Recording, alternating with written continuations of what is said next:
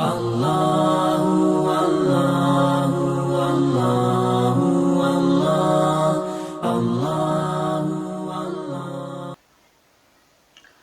Alhamdulillahi Rabbil Alamin. Allahumma salli ala Sayyidina Muhammad wa ala ali Sayyidina Muhammad wa barik wa sallim. Ayyuhan nas, ittaqullaha haqqa tuqatih wa la tamutunna illa wa antum muslimun. A'udzu billahi minasy syaithanir rajim. Bismillahirrahmanirrahim.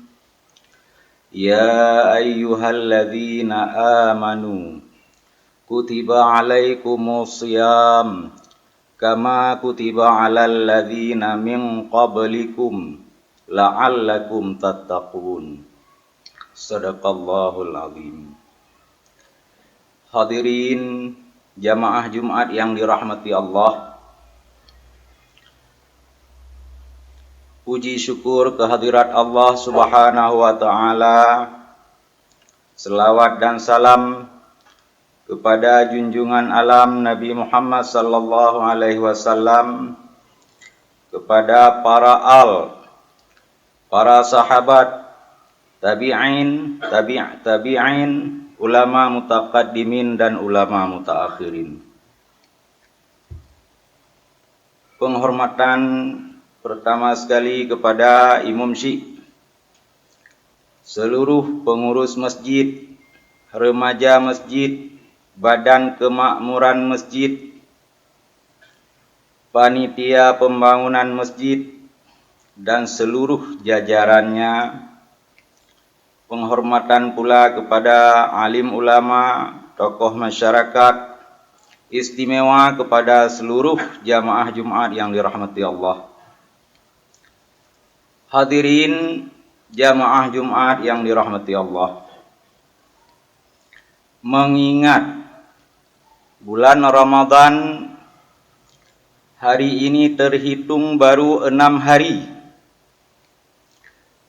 menunjukkan bahwa getanyo yang ingin memperbaiki diri, membenahi diri beribadah dengan tulus ikhlas di bulan Ramadan masih banyak kesempatan.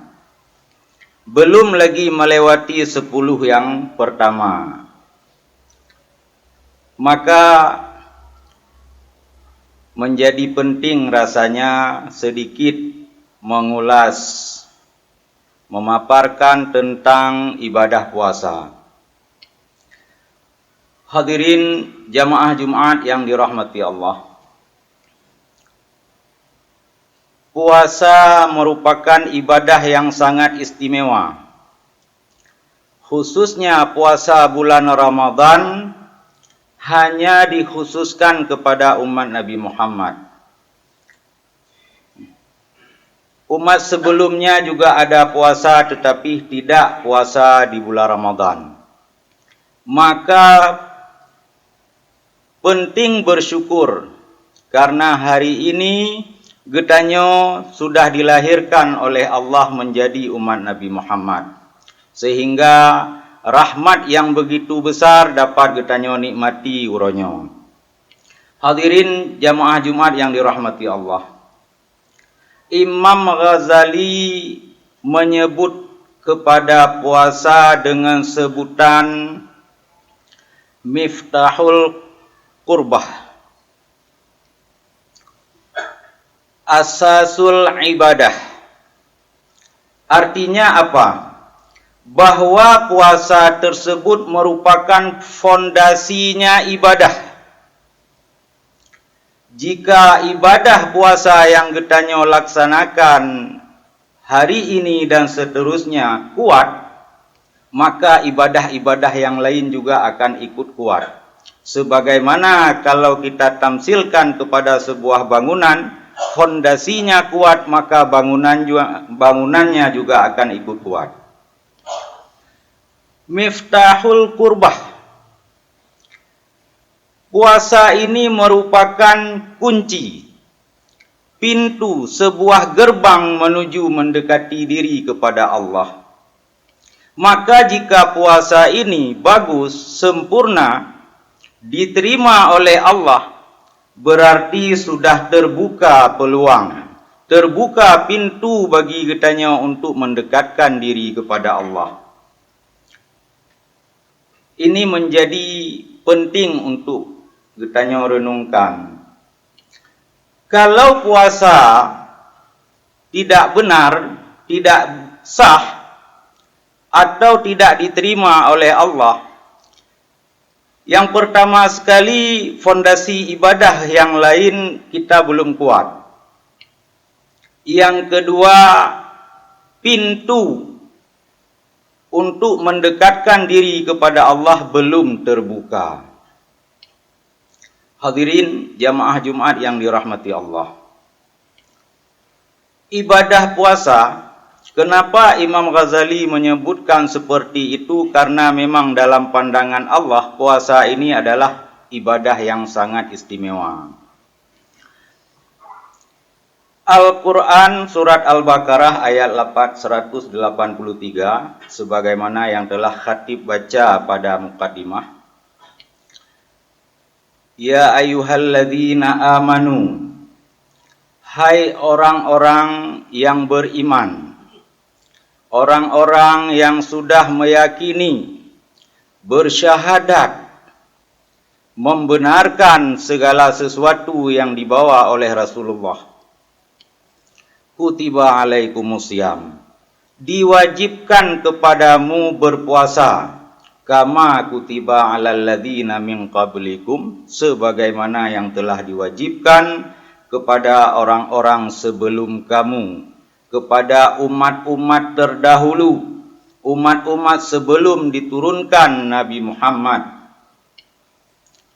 La'allakum tattaqun, pastinya kamu akan menjadi orang yang bertakwa. Karena disebut di dalam tafsir As-Sawi alal Jalalain, la'alla biasa diterjemahkan dengan makna mudah-mudahan, pada hak Allah Ta'ala itu bermakna pasti. Tahqiq. Jadi diwajibkan puasa kepada getanya umat Nabi Muhammad, yang tujuan akhir dari puasa tersebut adalah takwa. Takwa sering juga disebut dengan al-faizin, faqad fazal muttaqun, maka sungguh mendapat kemenanganlah orang-orang yang bertakwa. Maka orang yang bertakwa itu adalah orang yang mendapat kemenangan. Dalam bahasa Arab disebut al-faizin. Makanya penting hari ini disinggung. Jikalau ente tak singgung di saat ururaya, ketika ururaya katanya selalu mendengar kata-kata minal a'idin wal faizin, Ramadannya sudah lewat.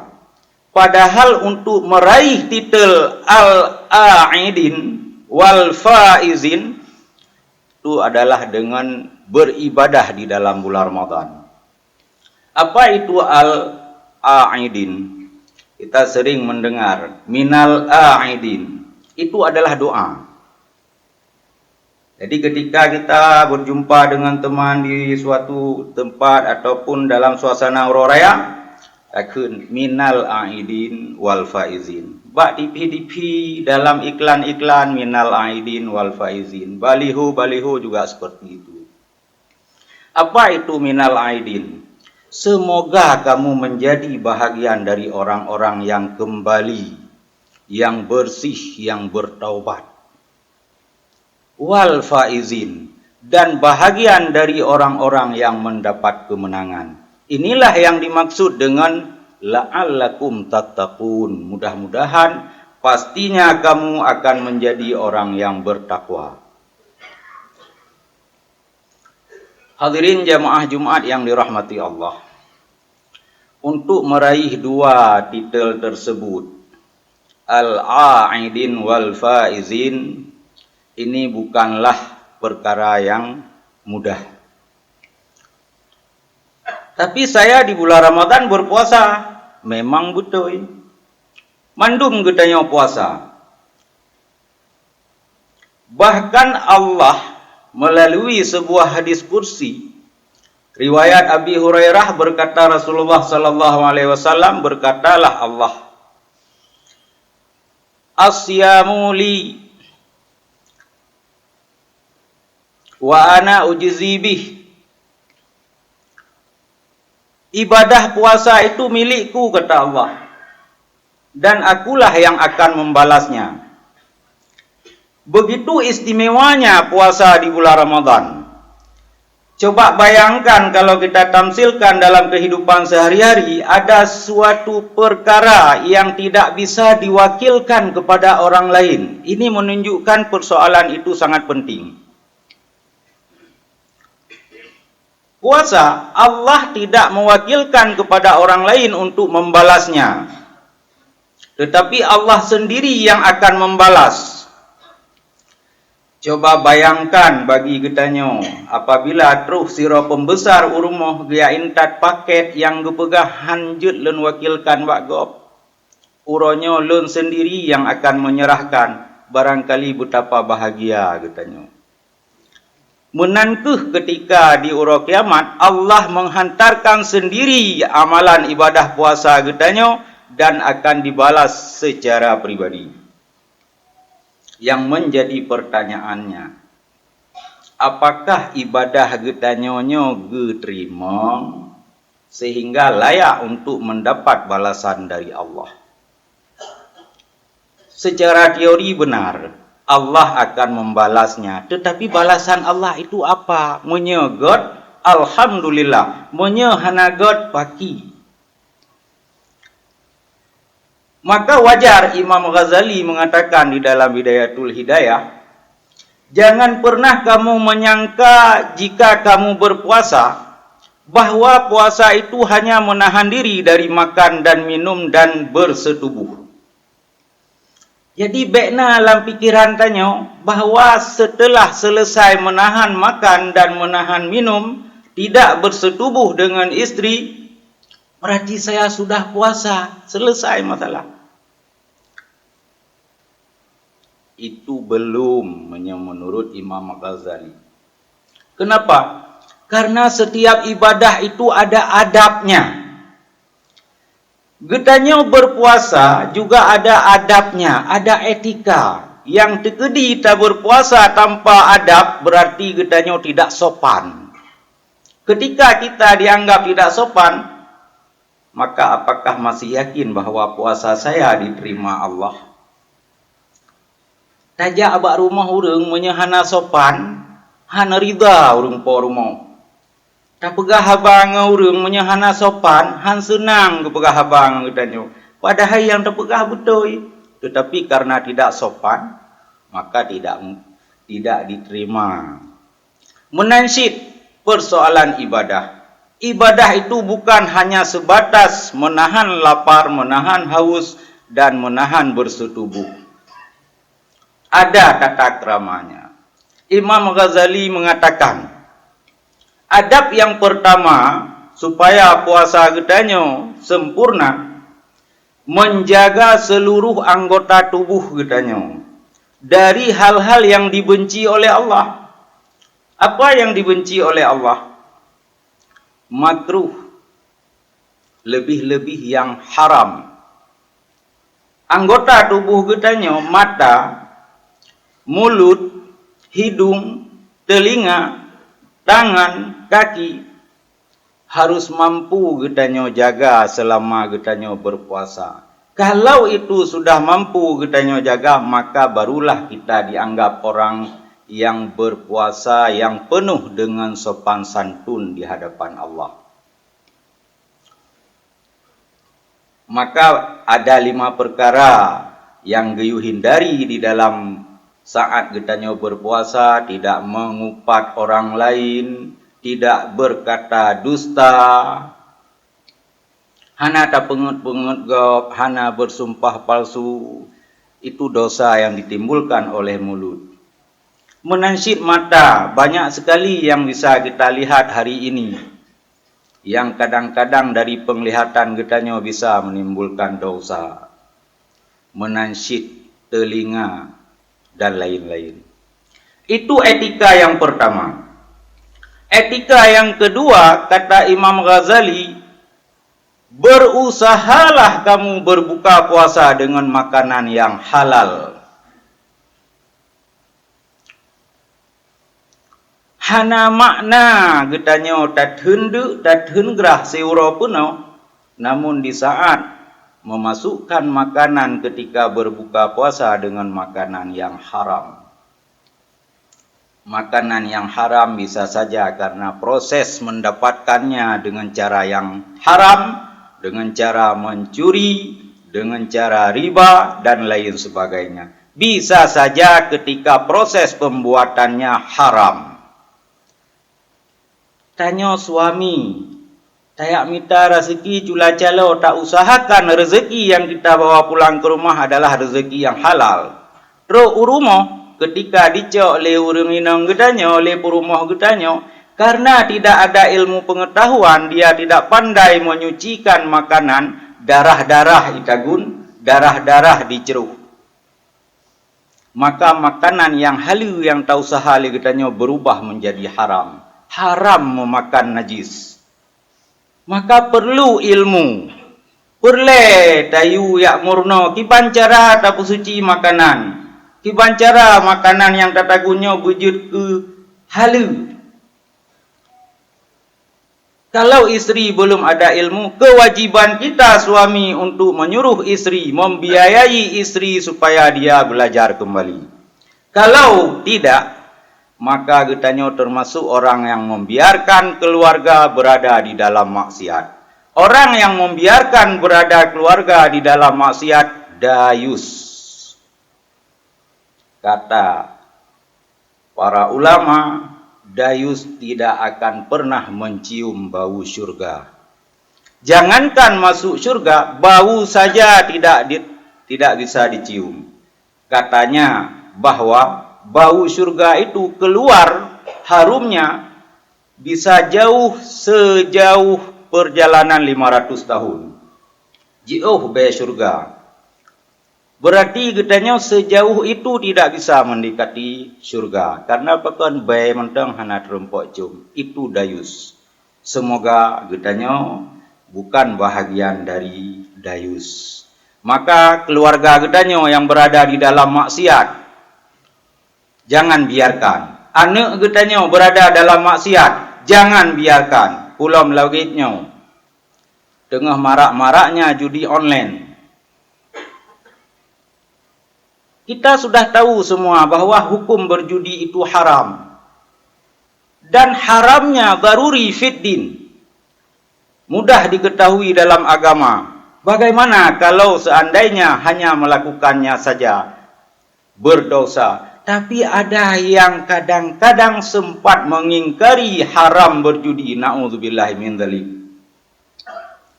Bagaimana hukum mengingkari persoalan yang sudah daruri haram? Semoga ini tidak diperdapatkan dalam keluarga getanyo. Hadirin jamaah Jumat yang dirahmati Allah. Etika yang ketiga, supaya ketika getanyo berpuasa, saat berbuka puasa jangan terlalu banyak. Jangan balas dendam. Imam Ghazali menyebutkan bahwa kalau kita saat berbuka puasa terlalu banyak makanan yang kita makan, ini sama saja dengan tidak berpuasa. Kenapa? Hanya waktunya saja yang kita geser. Kalau biasanya makan pagi, makan siang, makan sore, ini kita geser menjadi makan pagi dan makan sore dengan bobot dan kuotanya sama seperti 3 kali sehari juga. Sementara inti dari makna berpuasa adalah mengendalikan nafsu, melawan nafsu, melemahkan nafsu. Nafsu hanya bisa dilemahkan dengan sedikit makan. Kalau kita berbuka puasanya terlalu banyak, ini makna melawan nafsunya masih sangat sedikit sekali.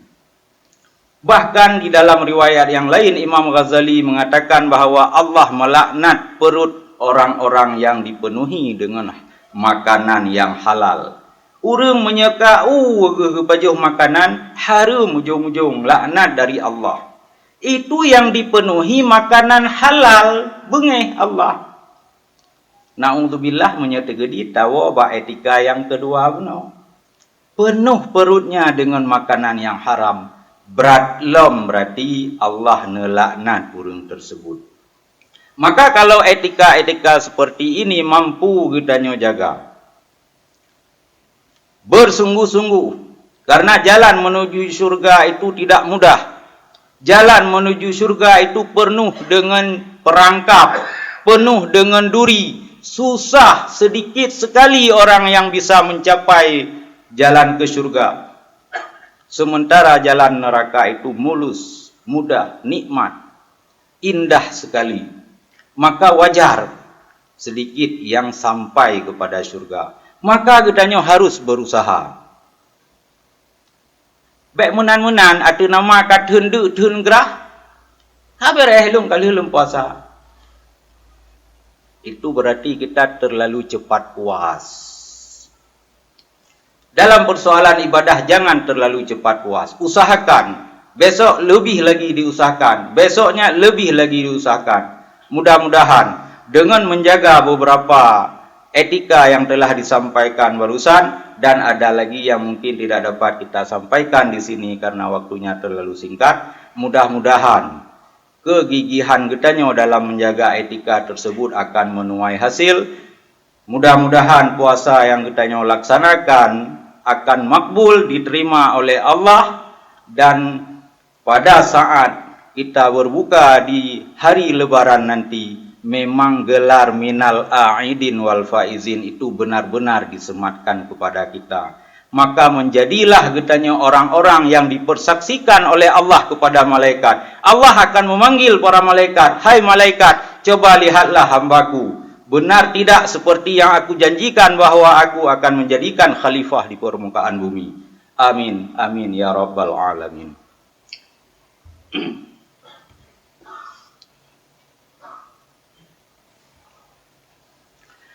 Alhamdulillahi rabbil alamin. Allahumma salli ala sayyidina Muhammad wa ala alihi wa sahbihi ajma'in.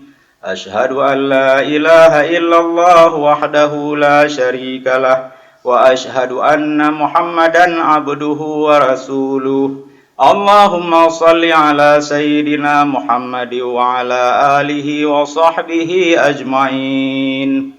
Ayyuhan nas, ittaqullaha haqqa tuqatih wa la tamutunna illa wa antum muslimun. A'udzu billahi minasy syaithanir rajim. Bismillahirrahmanirrahim. Ya ayyuhalladzina amanu kutiba alaikumus syiyam kama kutiba alal ladzina min qablikum la'allakum tattaqun. Barakallah fa ya fawzal mustaghfirin wa ya najatat taibin.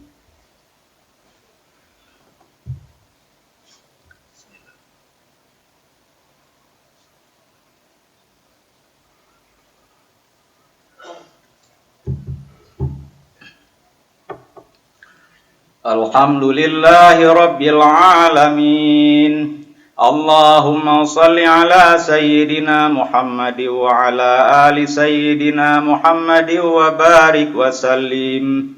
Ayyuhan nas, ittaqullaha haqqa tuqatih wa la tamutunna illa wa antum muslimun.